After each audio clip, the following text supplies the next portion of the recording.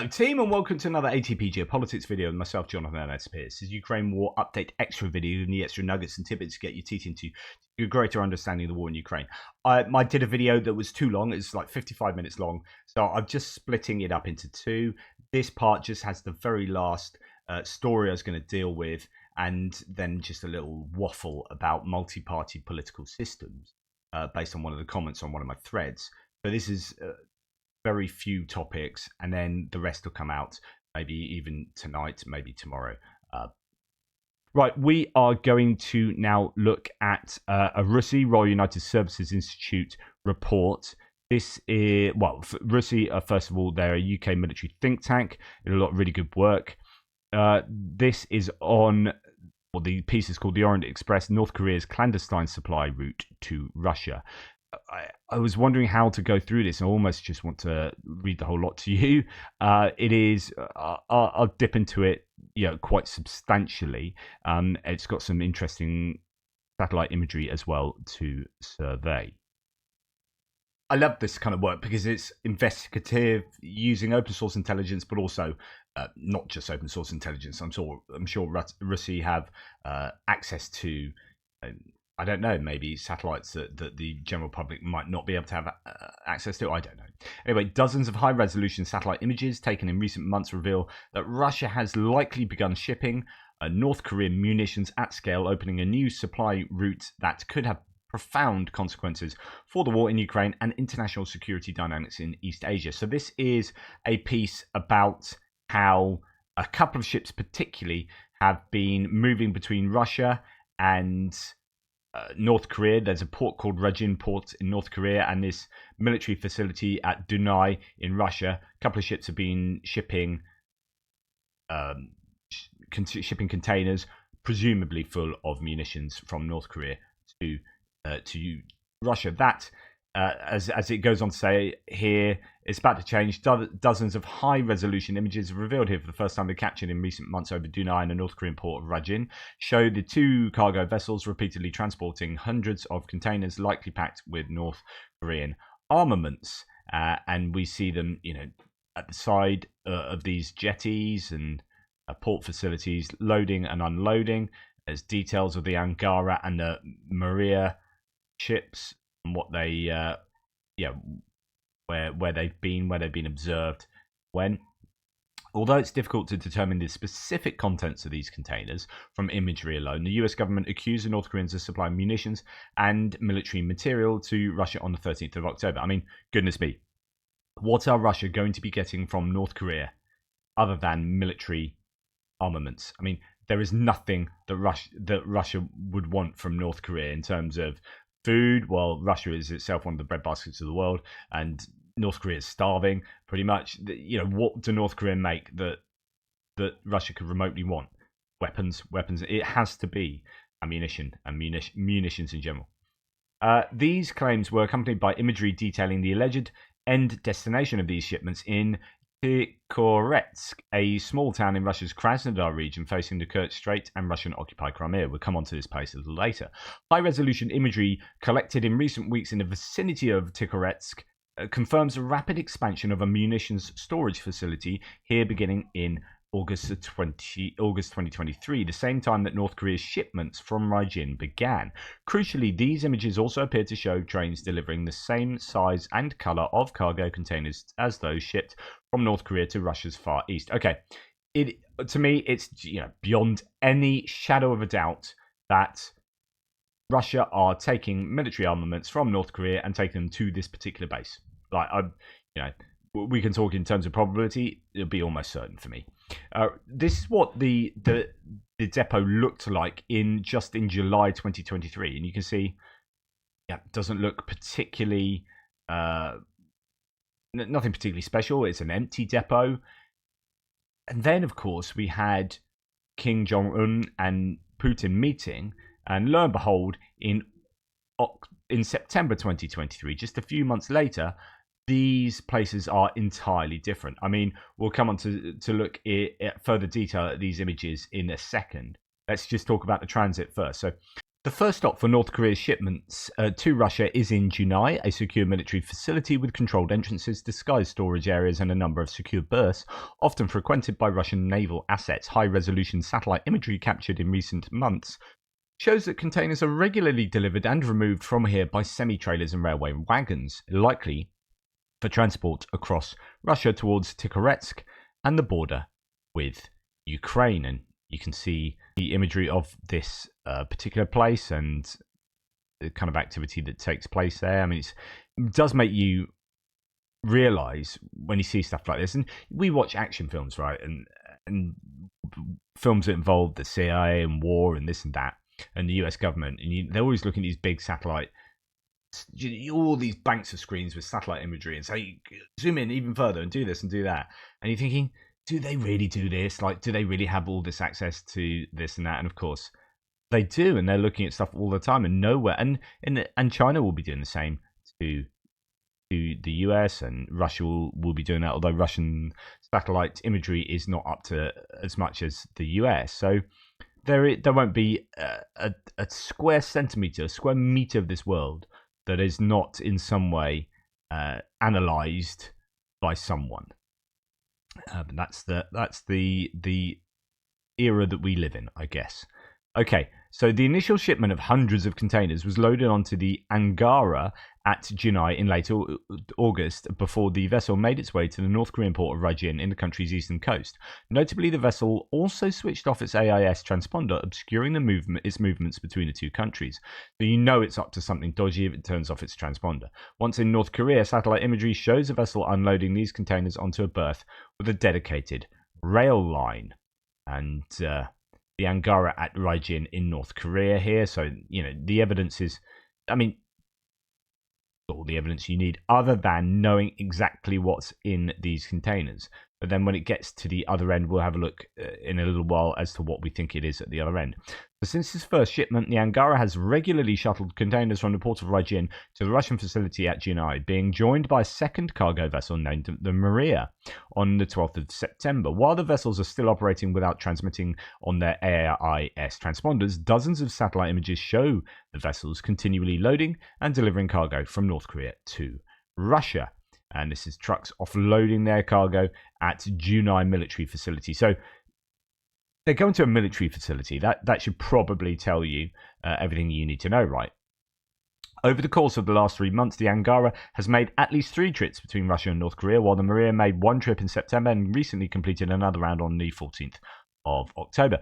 Both vessels appear to first unload containers at the northern pier in Raijin before moving to the second berth to then load containers for delivery to Junai. So unloading empty containers and taking on full ones. Over the course of these voyages, satellite imagery indicates that the Angara and Maria have moved several hundred containers to and from North Korea. And again, all the imagery you need to support those claims. So the thing is, the Angara is a sanctioned vessel with its, I think, a couple of sister ships as well. And the Angara's links to Moscow weapons handlers stretch much further back than recently. For several years, the Angara, which then sailed under the name Ocean Energy, was owned by the Kalbai Group, a company accused of transporting Russian arms to Syria and South Sudan. During this time, media reports identified the ocean enemy delivering Russian T-90 tanks from Russia to Iraq. Notably, Leasing's 2 other Ro-Ro vessels, so the sister ships of these, the Adler and the Ascalon, have also been sanctioned. Both of the vessels, under different identities, have reportedly shipped missiles for the S-400 surface-to-air system to China in 2014. So this is a Russian Marine Trans, Leasing and Marine Trans Shipping is a Russian entity, and you can see here the how this kind of maps out in terms of ownership. Now the Maria is slightly different, and it appears that is partly owned by a Cyprus shipping entity, although these are all kind of shell companies, aren't they? The Maria's owner, on the other hand, is a subsidiary of Cyprus-based Azia Shipping Holdings. The latter also serves as its operator.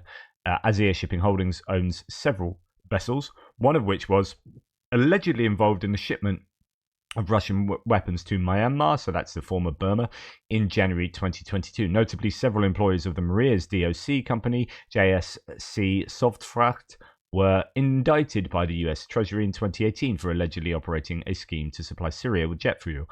This is all the stuff that goes on behind out the news, right? The US and other countries are busily sanctioning entities throughout the world for doing dodgy stuff on a routine basis. But of course, this ship can be sanctioned, renamed, given to another, shell company that's basically the same thing. And then they go about, it's a game of whack-a-mole, isn't it? You sanction one entity and it just reinvents itself as another entity, I assume. Meanwhile, the vessel's Vladivostok-based technical manager, the similarly named Azir Shipping Company, was formerly part-owned by Russia's sanctioned Oberon Logistics LLC. This Moscow-based company was allegedly created to oversee logistics for the Russian Ministry of Defense, and the owner of the sanctioned Sparta 4, a vessel recently engaged in moving Russian military equipment from Syria to Russia. So there you go. And then we're going to look at this final destination of Tikhoretsk, which is not far, 200 kilometers from the Ukrainian border. It's in the Krasnodar region. Let's look at it on my map here. So here we have my map, as you should know it by now, and the area of Krasnodar, this region here, this oblast, that includes Kerch Strait and some places here that have been hit regularly, some oil storage facilities and all sorts of things get hit there. You got Novorossiysk just nearby, Krasnodar city itself, and then this kind of random place, I guess, that has now taken on being the home for these North Korean munitions. So there it is, and we're particularly looking at this depot there. But there are coordinates. I wonder if I can check those coordinates out to look at it live, if you like. It's not live, obviously. It's a satellite imagery from maybe 2018. But right, I've plugged them into my Google Earth map. And yeah, very nearby. Here it is. Now, this is what you're seeing in the imagery, but it is somewhat changed now. Although, as we look at it, it looks all kind of flat. Again, fairly empty, like I said earlier. Not doesn't seem to be a lot there, but I guess this is all the storage, isn't it? And bits and pieces all out. I don't really know. It's hard to work that out. But that's the facility as it was previously, and now it's taken on a slightly different look, as you can see from all these bits and pieces around here. And that's what's been created since July this year. So beginning in mid-August, since August 2023, high-resolution imagery shows that the ammunition depot has undergone a rapid overhaul, with excavators digging over 100 new munitions pits with earth berms designed to divert the force of a blast in case of an explosion. So if you're storing lots of ammunition next to other bits of ammunition, you need to somehow dig it in so that if it does all explode at once, it doesn't catch on to the next area. So that's how I presume this is designed, or why it's designed like this. Recent imagery from 28th of September also shows trains arriving at the facility, delivering dozens of containers of the same size and colours as those being loaded in North Korea. In these images, containers can be seen placed next to newly dug munitions pits, which are potentially being loaded with munitions boxes. So if it walks like a duck and it quacks like a duck, chances are it's a bleeding ammunition duck. And this is what we can see here. So the cargo, the same color, same size, it's all offloaded from the train, and flat bottom rail cars. They make the rocking world go round. Shipping containers on rail cars there. And then newly built berms. So these berms are these revetments, these kind of dug in rectangles that have these mounds next to them of the earth that's been dug from the pits, I guess. So munition pits filling with possible munitions crates. So you can actually start seeing these, green munitions crates. They look very much like that. Possible munitions crates out here ready to get filled into these berms. Someone was saying on Twitter, I mean, it's not particularly rocket science, is it? But this is surely going to be target number 1 going forward. So let's get back to red is north, 2D. Right, so just to remind you, because someone did mention this the other day, my map is always north unless I do a 3D go in and look at something and then I have to reset it. But yeah, otherwise it's always north. 3D is, sorry, this is back to 2D. That is how far from Ukrainian lines? Well, you would have to have something. You'd be releasing it from maybe 430 kilometers away. Well, what we've been hearing the last week, that they do have weapons or missiles that can now fire from 750 to 1,000 kilometers, or maybe they're talking about drones. But either way, that is important because they can hit this munitions dump, this depot. And you'd expect them to be aiming for that, especially as it gets filled up more and more. From here, North Korean weapons and munitions could be shipped to logistics depots on the border of Ukraine for distribution to frontline units. This is a big change because, as I've said to you before, it's not just about providing Russia with much needed ammunition. And we did talk about this earlier today in one of my previous videos, because Andrew Perpetua saying, don't worry so much about the ammunition. They need the barrels more than that. And that's true too, like absolutely true. However, it would be even better if they couldn't get, not only could they not get enough barrels, they can't get enough ammunition, right? And the fact that they're getting it from North Korea means that they desperately need it, right? If North Korea are delivering munitions to Russia, then this, as I said, I'm going to repeat myself, but this then allows South Korea to go, hang on, we were not going to deliver munitions directly. Oops, that's wrong place. Wrong problem area. Oh no, I was thinking that's Taiwan, that's Hainan. So South Korea could now say, right, previously we were not delivering munitions directly to Ukraine, but now we've got evidence that you've done that. This is open season. We're going to deliver directly to Ukraine. South Korea are a massive arms manufacturer. They have been stockpiling arms for decades, and North Korea have been doing the same. So if North Korea are going to start giving those stockpiles out to Russia, then South Korea will definitely, you can bet your bottom dollar, you've got Biden and Macron and Sunak and whoever else on the blower to South Korea to say, look, mate, yeah, we kind of need that. Well, actually, Ukraine need it. So at the moment, they are backfilling places like the US with ammunition so the US can give to Ukraine. But if South Korea can help out directly, that would be significant. And it could end up coming to bite Russia on the backside with that. But as this piece goes on to say, as a result, North Korea's agreements with Moscow will also cause significant alarm in Japan, which is very close by, and South Korea, countries already on the sharp end of Pyongyang's ongoing provocations. Confronted with a strengthening alliance between North Korea and Russia, Tokyo and Seoul might explore additional avenues to offset the North Korean threat, while extending further support to Ukraine's efforts to oust Russian forces from its territory. Honestly, could be huge, because I mentioned South Korea, but you also have Japan very close by. There have been, these two nations get very uncomfortable when North Korea start doing ballistic missile tests and whatnot. If Japan or another nation quite similar to South Korea that the Americans will be courting in terms of trying to get support for Ukraine, they've been kind of skirting around the issue. This could be an excuse to get them even more involved. So both those nations, but Japan, as well. So yeah, interesting stuff there from Russi. Definitely worth a look, and lots of satellite imagery for you to pore over as well. So yeah, let me know what you think about that.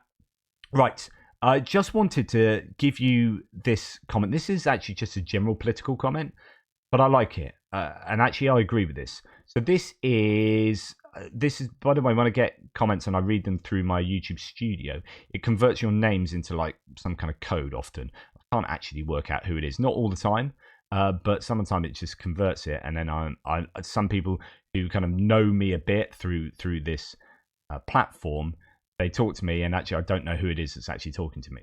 So I have to, if I really want to know, I have to open it in another window, and that's Philip Charles Lindsay. Anyway, he says, hi, Jonathan.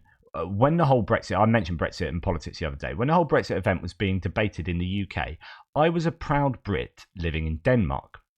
I was worried about what the consequences of Brexit, especially a hard Brexit. So, a hard Brexit, for those who don't know, is us completely leaving the EU, not doing any deals, not having any kind of trade deals or reciprocal agreements, just going full on out on our own. And it was looking like that was going to happen. And you could argue, might be happening to some degree, although, we're starting to do deals on Horizon, the science. We used to have the EU science. We were the headquarters for the EU science organization, and that went. We lost a few bits and pieces, and it was looking bad. But actually, sciencing, we now might be back on side a little bit. But anyway, especially a hard Brexit would have on my life after living here, so Denmark, for 37 years. In this time, my political eyes have been opened to the beauty of multipolar or multiple party system. So here we have a left and a right that, together with 11 other parties, are competing with each other to become a part of a coalition. In other words, every election, you don't get one party ruling. Now, what this means is that whatever your position is tempered by other people. So if you're totally on the extreme, you are never going to control the government completely. And this actually helps the centre ground, which is actually where most people generally are. But in a two-party system, campaigning becomes divisive, and you try and scare the other side with, oh my god, they're coming to take your guns, oh my god, they're coming to take your babies, or whatever, or oh my god, they're all going to be this, or they're going to be that. And you try and scare the other side, and it divides a nation and sends people to the polar opposite. So in a two-party system, we have divisive campaigning and real hearts and minds stuff. But in a multiple party system, you have people saying whatever they want to say, and campaigning on what they believe, but knowing that when they get in, their most mental stuff is going to be tempered by the parties they're going into coalition with. And this is really good. Like, I think in Britain, we're a two-party system broadly, bit Lib Dem, but there's been arguments by Lib Dem because they get something like 8% of the vote and like 2% of the MPs, right? So it's completely unrepresentative, or whatever. I've made those numbers up, but you get the point. So they're saying we need proportional representation, but then come back to that is, but there'll be too many coalitions. Coalitions are good. There was a coalition Tory Lib Dem government, and when they looked at what got done, you may disagree with what got done, but they actually got more stuff done per year or whatever than most normal governments. In other words, the whole coalitions never work. There'll be arguments, they're having to do deals here, yeah, and it worked, and it was good, it was effective, I suppose, is the best way to describe it. So anyway, 11 other parties are competing for each other to become a part of the coalition, which has its centre in the middle of the political spectrum. Putin's influence hasn't got a chance here. He has better success in countries that have two-party systems where everything is black and white, right and wrong, where it is much easier to pitch one party against another. Putin rules a one-party state that funds and influences one or the other party in a two-party state to create a bipolar disorder. I love that. Is this not what we are experiencing at this very moment in Hungary, Slovenia, Serbia, Great Britain, and the US? To different degrees, yes. I mean, I don't know about Slovenia, whether you meant Slovakia. Slovakia does have a multi-party system, and actually that's lucky because they have had to do a deal with the other parties, but one of the other parties is pretty problematic. So be interested to see where that goes. But look at Poland. So Poland today have got through with a coalition of parties. Now, although they are going to be broadly anti what the last party were about, there will still be compromises going on, and not everyone would agree on stuff, and that ends up tempering the most extreme ideas that any one party has. And I just think that's a really good observation. So thank you so much for that, Charles. Philip, Charles, Lindsay. Thank you, because I think that's really cool, and I would like a multi-party system where we do coalitions. I think that's a good thing. Let me know what you think, though. Yeah, there are drawbacks. Of course, there are drawbacks. and getting stuff through when you're having to do, you might want to get stuff through quickly and very decisively. It might be more difficult to do that. Yeah, so there will be some disadvantages, but are they outweighed by the advantages? And I just think, I think they are. I think in a world where we are drifting to the extremes too often, there's not enough not enough people fighting for the centre. That's not to say I'm a totally centrist person. You know me, I'm a bit of a lefty liberal. But when you do campaigns, in a two-party system, you're always campaigning for the centre ground. Like when Blair got in 1997, he went and looked at what Clinton did to get in the US, and Clinton went around focus groups around the US and said, "Hey, you're swing voters." Focus groups for swing voters said, "Hey, you're all swing voters. What do you want to vote for?" I'm simplifying this. What do you want to vote for? And everyone went, "Well, we want this and this and this, and we want this." And they just worked out what all the swing voters wanted, and then they made a manifesto out of that. So they were. It was very clever. It's like, we want to get into power, and when we're in power, then we can, think about maybe changing our manifesto or whatever. But our manifesto is going to be what the centre ground want, because these swing voters who go, well, one time that way, one time that way, are in a centre ground, and they are the difference. The right is always going to vote in the US. The right is always going to vote for Republicans, and the left is always going to vote for Democrats, right? So just don't bother with them. And this is the whole thing with Corbyn and Labour in the UK, is that as they moved to the left, and lots of people are like, yeah, it needs to move to, they need to be a proper leftist party. The problem is you then lose the centre. They need to go to the left because the Greens were challenging them over there, in the same way that the Tories need to go to the right because UKIP, when they were around, were challenging them over there. So they went more to the right. Labour went more to the left, but they lost the middle ground and didn't get voted in. So now you've got Keir Starmer, who's in charge of Labour, who's very kind of openly courting the middle ground. And you might think, that's a lot of people on the left are like, that's just wishy-washy rubbish. But you ain't going to get voted in unless you do that. The reality of a two-party system is, especially when the left is split, the right is not split in the UK anymore. But it's actually that the political system in the UK is biased against the left. Some of you on the right might vehemently disagree, but I've written articles on this and I can show you the receipts. One of the biggest receipts is there's only one party on the right. There's just one party on the right. On the left, there's 5 parties that split the vote, depending on where you are. They're not all in the same place. So Plaid Cymru in Wales, SNP in Scotland, and you've got Labour, Lib Dems and Green.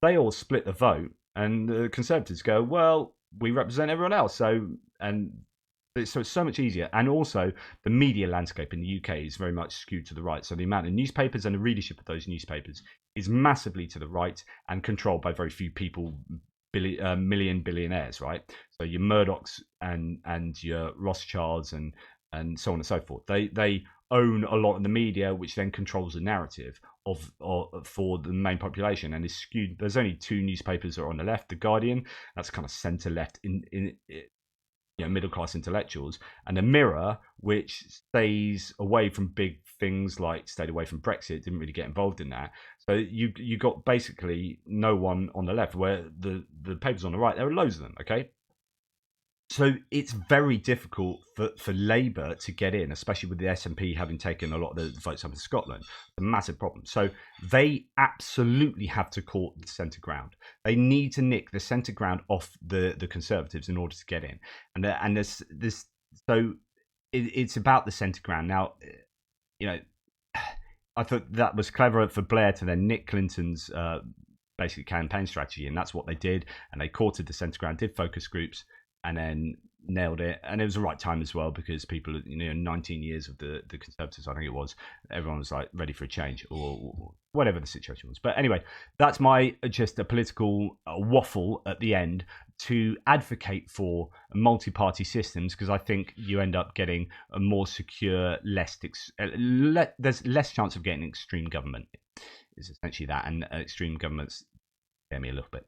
Anyway, thank you for watching. Please like, subscribe, and share. Really appreciate all of my supporters and all the people who support the channel. Take care, and I'll speak to you soon.